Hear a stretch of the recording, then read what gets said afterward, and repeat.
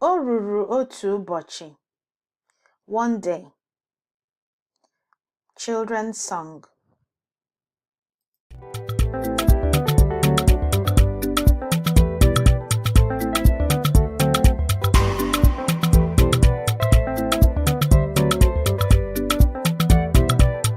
Asụsụ Igbo amaka.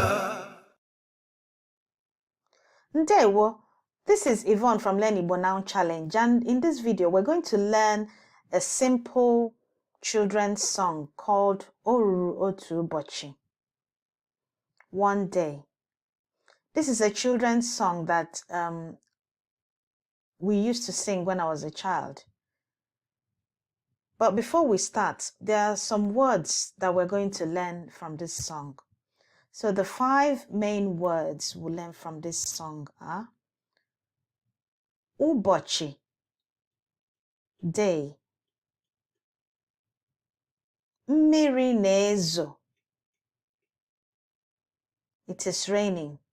So when you hear mmiri and zo or nezo or ozuzo, you know that the person is talking about rain. Lee anya. Lee anya, look.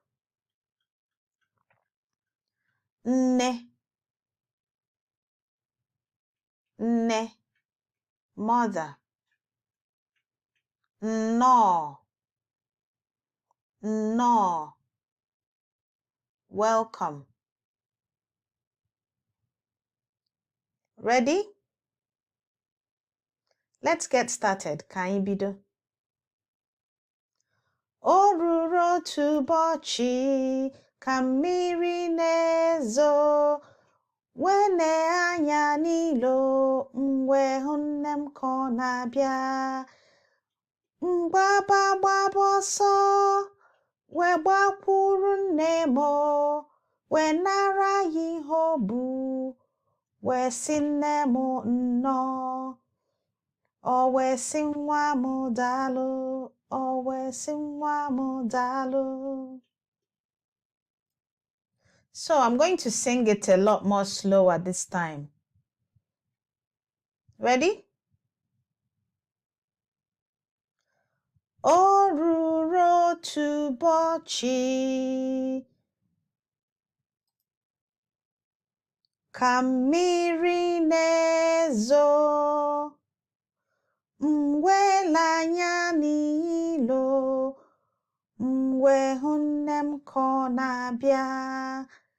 Mgbaba gbaba ọsọ, wee gbakwuru nne m, wee nara ya ihe o bu, wee sị nne m nnọọ.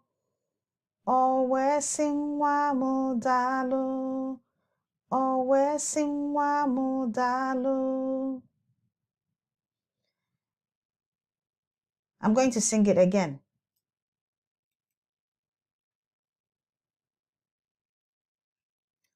O ruru otu ụbọchị ka mmiri na-ezo, m wee lee anya n'ilo, m wee hụ nne m ka ọ na-abịa. Mgbaba gbaba ọsọ, wee gbakwuru nne m, wee nara ya ihe o bu, wee sị nne m nnọọ. O wee sị nwa m daalụ, o wee sị nwa m daalụ.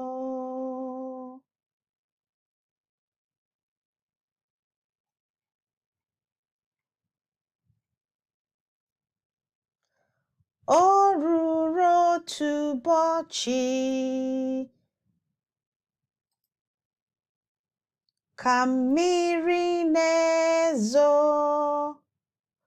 m wee lee anya n'ilo, m wee hụ nne m ka ọ na-abịa.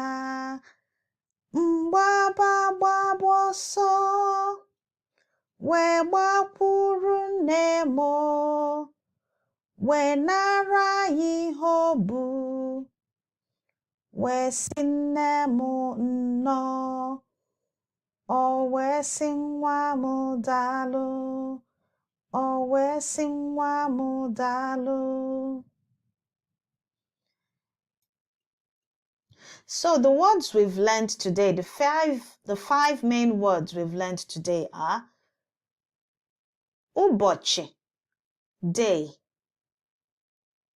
Mmiri na-ezo, rain. So whenever you hear mmiri and zo, you know it has to do with rain. So mmiri on its own is water, but when you add mmiri ozuzo or mmiri zoro or mmiri na-ezo, so once you hear that zo on it, then you know it's the person is talking about rain. Then lee anya, look. Nne, mother. Nnọọ, welcome. This is a really short and nice song to learn, so it's quite easy.